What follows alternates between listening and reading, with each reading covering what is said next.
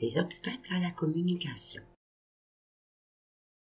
Inspiré du travail fait au Cornell Empowerment Group, piloté par Bronson Bremer, 9 principaux obstacles à la communication ont été relevés pour leur principal impact sur l'estime de soi, les fonctions mentales supérieures, le développement aussi des fonctions exécutives telles l'empathie et la décentration, mais surtout plus la personne à qui on adresse ces obstacles à la communication est jeune, plus l'impact est dévastateur sur l'ensemble du développement et plus l'obstacle est haut dans la liste, plus grand est son impact sur l'ensemble des éléments.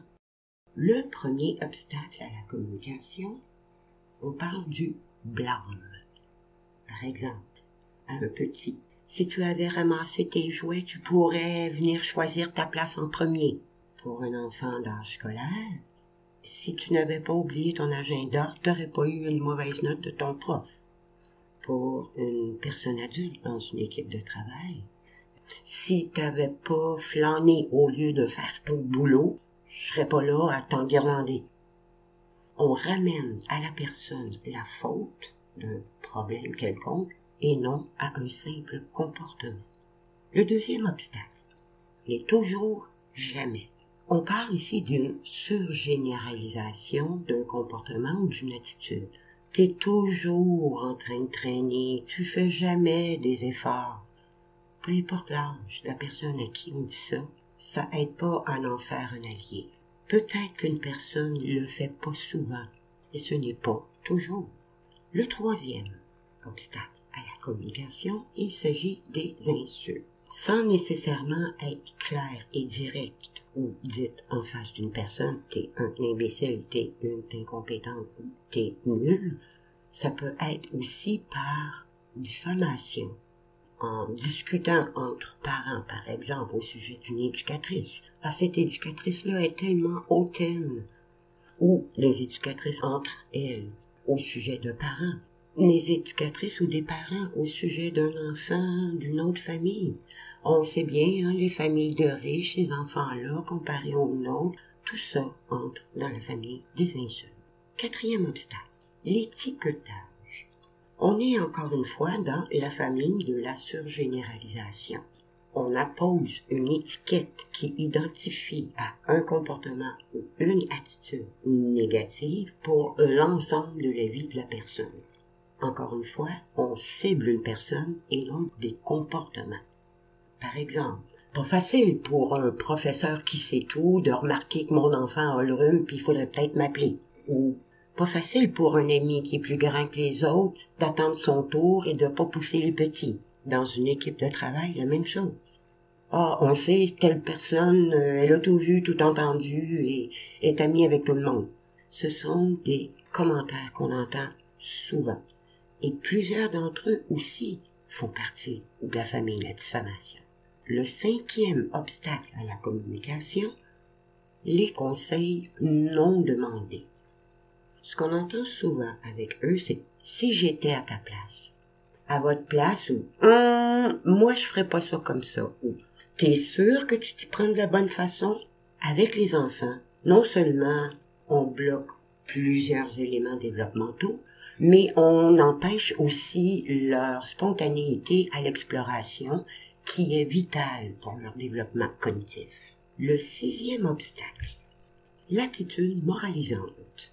Les attitudes moralisantes peuvent donner l'impression que l'on se fait sermonner, de là le nom moraliser. On nous sert souvent des grandes phrases avec des tons qui reposent sur des pseudo-vérités qu'on entend depuis la nuit des temps qui viennent de l'inconscient collectif. Donc, une attitude moralisante serait, par exemple, les parents qui prennent vraiment soin de leurs enfants vont couper leur nuit de sommeil pour veiller à leur respiration. On voit l'idée du grandiose et du infaisable dans la réalité de monsieur et madame tout le monde. Mais pour les enfants aussi, on en entend. Par exemple, les amis qui sont gentils ne vont jamais donner de tape aux autres amis. L'idée peut être intéressante, mais un enfant ne comprend pas la relativité de cet avertissement. Le 7e obstacle à la communication. Le fait de donner des ordres ou de faire des menaces. Quand on parle de communication, on s'attend à ce qu'il y ait un lien bidirectionnel. Quand on dit donner des ordres, il n'y a pas de bidirectionnalité. Il y a une obéissance ou il n'y en a pas. Point. Quand on parle de menaces, ça s'entend, ça coupe toute communication. Avec les enfants, la nuance est difficile quand il s'agit de prévenir de ce qui s'en vient pour qu'il puisse réguler son comportement. Par exemple, faire des menaces serait « si t'écoutes pas, tu vas être puni ou tu vas être privé de dessert ». On parle d'une menace. Quand on veut vraiment intervenir sans faire obstacle à la communication dans cet ordre-là, on parle de conséquences. Alors, tu te souviens qu'est-ce qui peut arriver si tu ramasses pas les jouets quand on le demande? C'est pas une menace. C'est une collaboration.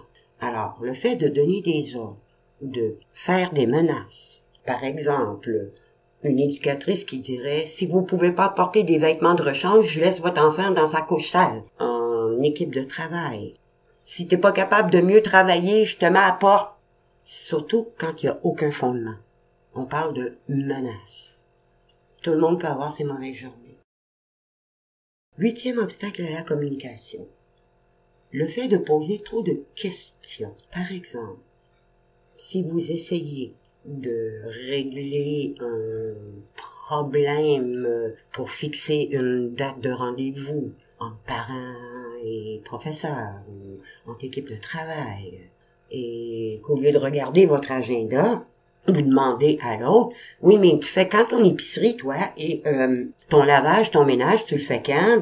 Votre idée peut peut-être être de, ça va me donner une idée de quand cette personne-là va trouver un temps. Non, c'est pas ça. L'idée est de regarder votre agenda et qu'elle regarde son agenda. Avec les enfants, ce serait quand un ami demande, pourquoi Josiane a le droit d'avoir 2 portions de yogourt puis moi pas? Et là, on lui dit, à la maison, comment maman, elle t'a fait donner du yogourt? Et ton petit frère, lui, est-ce qu'il en mange aussi? C'est pas ça que l'enfant voulait savoir. Là, on s'ingère dans leur vie, dans leur tête, et eux ne se sentent pas accompagnés dans leur questionnement, dans leur demande ou besoin. Le 9e et dernier obstacle à la communication consiste en changer ou éviter les préoccupations de l'autre. Par exemple, une personne qui demanderait à ce qu'il y ait une réunion syndicale pour discuter d'un sujet éthique important et que le délégué syndical lui dit à ce moment-là, peux-tu me dire c'est quand tu vas prendre tes vacances toi l'été prochain? On voit qu'on est loin de la réponse aux préoccupations du syndiqué. Chez un enfant qui vient de nous voir en pleurant parce qu'un ami l'a tapé dans le coin des blocs et on lui dit « Ah, c'est pas grave, viens avec moi, on va aller mettre la table parce qu'on va manger dans 2 minutes. » Mais l'enfant n'a pas eu de réponse face à l'agression ressentie et vécue. Ceci clôt le résumé des 9 principaux obstacles à la communication, mais ceci ne clôt pas du tout le vaste sujet de la communication au service des équipes de travail, des enfants en développement ou des adultes ou du parcours de toute personne adulte. Pour des formations sur mesure ou standardisées, n'hésitez pas à me joindre DTHIBAULT002 @sympathico.ca.